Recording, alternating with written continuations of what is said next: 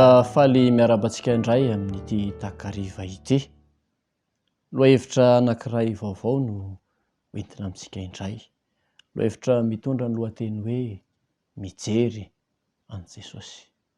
Alohan'ny andiniantsika izay lohahevitra ary dia mbola manasanao hanondrika ny lohanao hivavaka.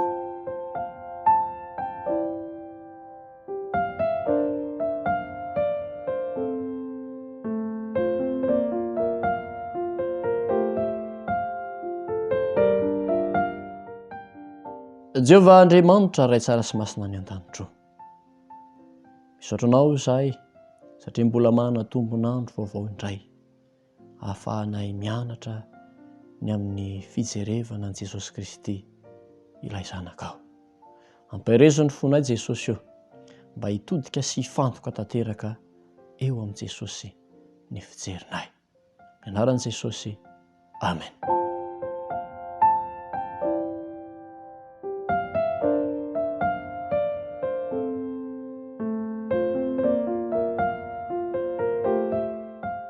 Mijery an' Jesosy. Mijery an' Jesosy. Izao no ambaran'ny soratra masina amin'ny Hebreo 12, ny andininy 2. Hebreo 12, ny andininy 2 dia ny soratra masina hoe mijery an' Jesosy tompo ny finoantsika sy mpanefa azy. Izay naharitra ny azo fijaliana fa tsy nitandroenatra mba azon'ny fifaliana petraka teo anoloany, ka dia efa mipetraka eo ankavanan'ny seza fiandrian'Andriamanitra izy.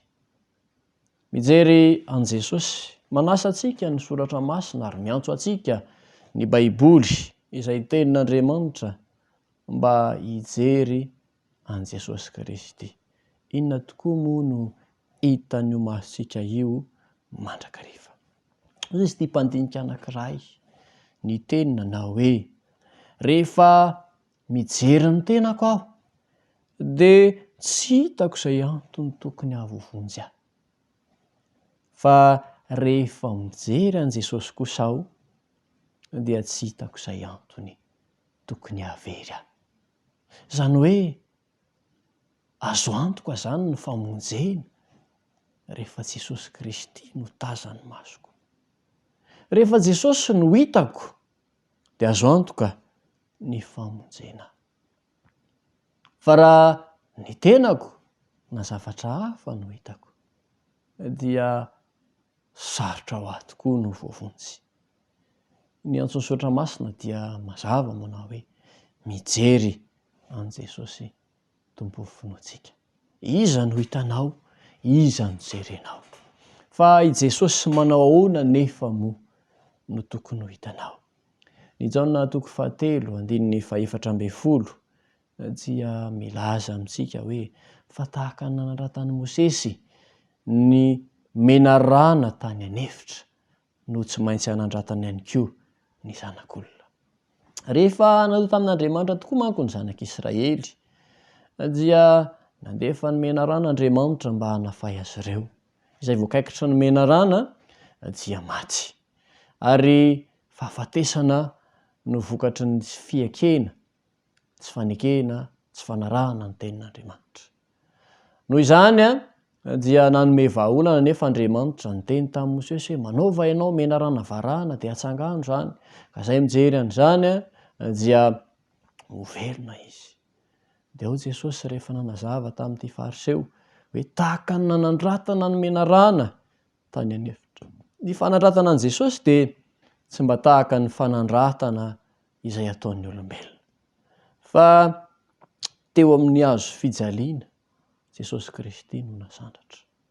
Jesosy Kristy ilay tsy manana ota akory dia nentin'ny olombelona, notarihan'ny olona izy. Ny mpitarika fivavahana indrindra ary tamin'izany fotoana izany no nitady izay fomba rehetra hahafatesan'i Jesosy Kristy. Ny miaramila Romana dia nanaiky fotsiny baiko izay nomena azy ireo. Ny antsoantsony olona ombo izy, ombo izy. Ary dia nentina teo amin'ny tendrombohitra anankiray antsoina hoe Kalvari Jesosy Kristy. Rehefa tonga teo amin'ny tendrombohitra Kalvari Jesosy Kristy dia nofantsihana tamin'ny hazo fijaliana izy ary napetraka teo afovoanina lehilahy anankiroa izay tena ratsy tokoa, ratsy fitondran-tena. Jiolahy. Izany no nanandratana an'i Jesosy Kristy. Ny aretan'i Jesosy Kristy izay rehetra tokony ho ny aretana, izay tokony ho sahaza ho ahy. Maneho tokoa fa ny jiolahy no mendrika ny ombona amin'ny hazo fijaliana. Kanefa dia Jesosy Kristy no nanaiky mba ho faty teo amin'ny hazo fijaliana noho ny amin'ny fahotako sy ny amin'ny fahotanao ihany koa. Ary rehefa nasandratra teo amin'ny hazo fijaliana Jesosy Kristy dia eo ny soratra masina izy miteny manao hoe fa izao raha sandratra hiala amin'ny tany dia hitaona ny olona rehetra anatona. Noho izany dia aza variana mijery ny tenanao. Aza variana mijery ny hafa fa Jesosy Kristy ilay nasandratra niala tamin'ny tany teo amin'ny hazo fijaliana, izy no jereo. Mahatsiaro ve ianao fa noho ny fahotana izay nataonao dia ohatran'ny toa mahamenatra avokoa ny zavatra rehetra izay jerena. Ry namako, miantso anao Jesosy, jereo eo amin'ny hazo fijaliana izy. Aza mampitodika ny fijerinao amin'ny zavatra hafa. Eny, mety hamirapiratra tokoa ny voninahitra eto amin'izao tontolo izao, kanefa tsy hitondra fiainana ho anao izany. Ny antokana hitondra fiainana ho anao dia ny fijerena an'i Jesosy eo amin'ny hazo fijaliana. Eo irery ihany mantsy no ahafahantsika mahatsapa ny tena maharatsy ny antsoina hoe fahotana. Zavalatsaka tao anatin'ny fahotana tokoa manko izao tontolo izao, ary tsy manana vahaolana ny olombelona hialana amin'ny fahotana. Andriamanitra no nanome ilay zanany lahatokana ho vahaolana ny amin'ny fahotana izao tontolo izao. Ary ho asoanao ihany koa izany vahaolana nentin'i Jesosy izany. Fa ny antsony amin'ny ho asoanao dia izao hoe andao hijery azy eo amin'ny hazo fijaliana. Inona re ny zavatra nataon'i Jesosy ho anao teo amin'ny fiainanao? Inona ny zavatra lehibe izay nataon'i Jesosy teo amin'ny fiainanao? I Romanina 8:1-telopolo dia milaza amintsika manao hoe nomen'Andriamanitra mahimaimpona ilay zanany lahatokana, ary vonanome ho antsika mahimaimpona ihany koa ny zavatra rehetra Andriamanitra. Nomeny mahimaimpona Jesosy Kristy. Mieritreritra hoe ilay zanany lahatokana nomeny, natolony, dia io no mba tiany mba ho jerentsika. Jereko izao soanao. Rehefa tao amin'ny sahany Getsemane Jesosy Kristy tamin'izay fotoana izay niaritra ny mafy izy, hitondra ny fahotana izao tontolo izao. Tonga ilay ora sy fotoana, tsy maintsy anaiky hitondra ny fahotako sy ny fahotanao izy. Tsy maintsy izay ihany mantsy ny lalana tokana ahafahana mandresa ny fahotana. Ny fiainan'i Jesosy Kristy dia hatramin'ny fahazazany ka hatramin'ny fotoana nahafatesany teo amin'ny hazo fijaliana dia tsy nisy na dia fahotana kely akory aza. Tsy nanaiky mihitsy Jesosy ny lefitra eo ambanin'ny sitrapon'ny Satana, fa teo ambanin'ny sitrapon'Andriamanitra mandrakariva izy no nilefitra. Ary tao amin'ny Getsemane dia nivavaka Jesosy Kristy. Mafy taminy zavatra niseho teo anoloany. Tsy maintsy hitondra ny fahotana izao tontolo izao izy. Hitondra ny fahotako, ny fahotanao ihany koa. Ny fahotana ireo izay tia no vonjena rehetra dia netiny. Ary eny fa na dia ny fahotana ireo izay tsy nanaiky ny famonjena aza dia nentin'i Jesosy teo amin'ny hazo fijaliana. Ary teo no anisan'ny mafy indrindra tamin'i Jesosy. Nahatonga ny Satana niteny azy mihitsy manao hoe tsy vitanao tsy vitanao ny hitondra ny fahotana izao tontolo izao. Rehefa tao anatin'ny fahakiviana sy fahakehitrahana tanteraka Jesosy dia nitodika tany amin'ilay Andriamanitra ray izy, nivavaka izy. Nametraka ny toe-javatra rehetra teo am-petan'Andriamanitra izy nanao hoe raiko. Raha azo atao dia esory amiko ity kapoaka mangidy ity.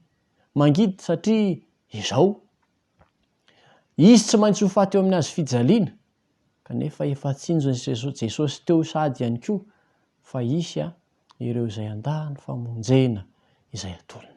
Nahoana tokoa moa tsy angidy izany raha toa ka efa nanao izay rehetra azo natao Andriamanitra kanefa mbola misy ihany ny very. Marina tokoa fa ao ny soratra masina manao hoe tsy tia nisy ho very fa mba tonga ny fibebahana.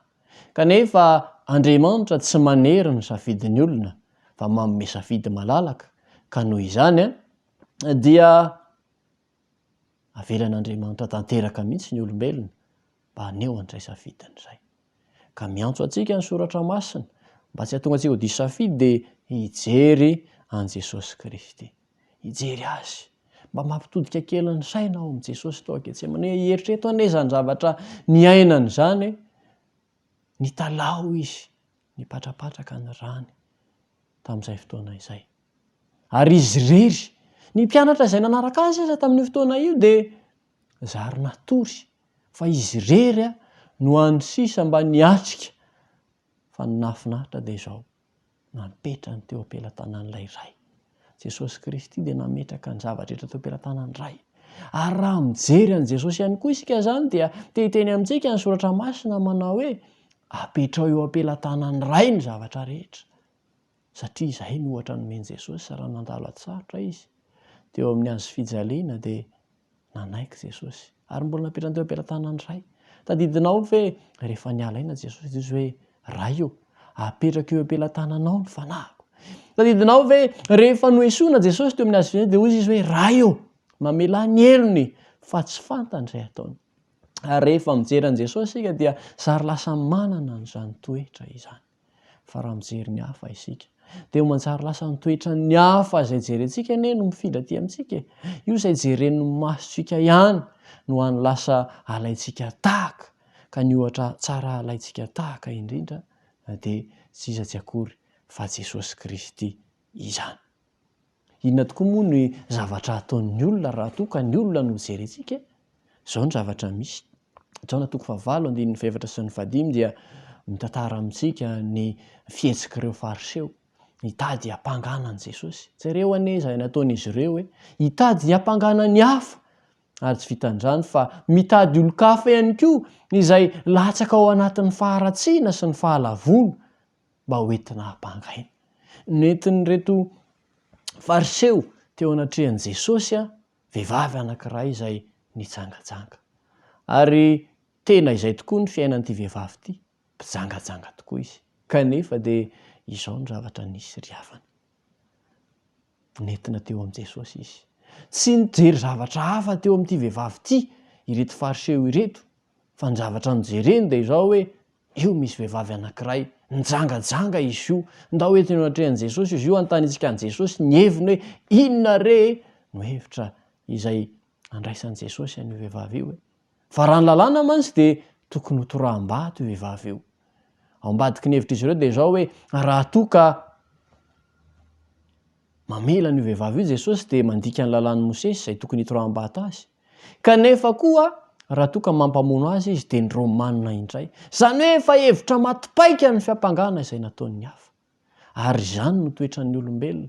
Ny olombelona dia miezaka mandrakariva ny hitady izay haminganana sy hamandriana satria efa zary lasa toetra nolovaina tamin'ireo razambetsika teo amin'ny Adama sy Eva izany. Ary nentina teo am' Jesosy ity vehivavy ity mba ho hampangaina. Izany dia raha ny hafa ny jerena, raha ny olombelona hafa mijerena, tsy afaka ny hijery ny olona amin'ny fitafy sy ny feo izelany fotsiny fa ny ao anatiny ao. Mahafinaritra ilay tenin'ny n'Andriamanitra tamin'i Samoela rehefa hanositra ny Davida ho mpanjaka Andriamanitra.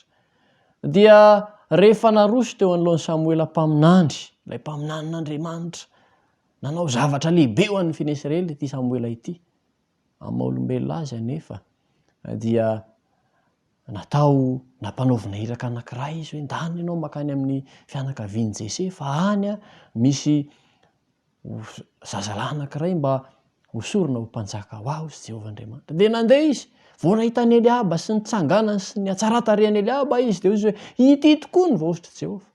Kanefa tamin'izay fotoana izay dia hoy Andriamanitra hoe tsy io no nisafidiko fa ny olombelona mijery miseho ivelany fa Andriamanitra kosa mijery ny fo. Ry namako, ity takariva ity dia te hiteny aminao indray Andriamanitra hoe mijereva an' Jesosy Kristy. Izy irery any jerena.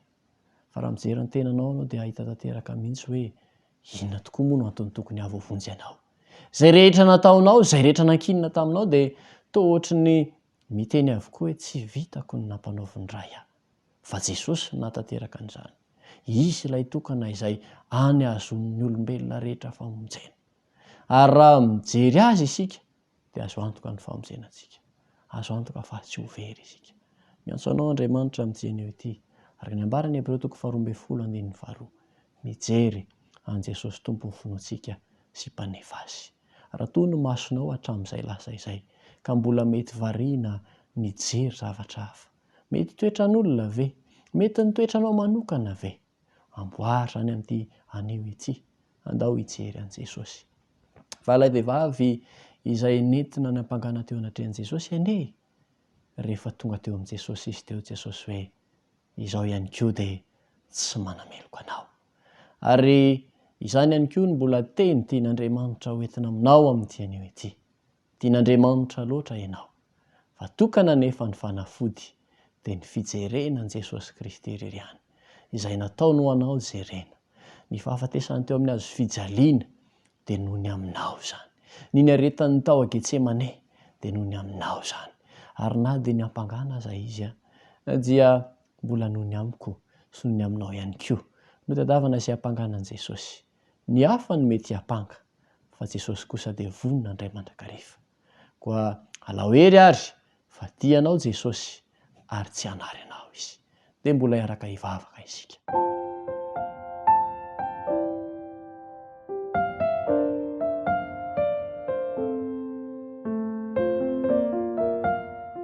Jesosy io, misaotra anao izay satria ny fijerevanao anao irery ihany no mahatonga anay mba ho tahaka anao.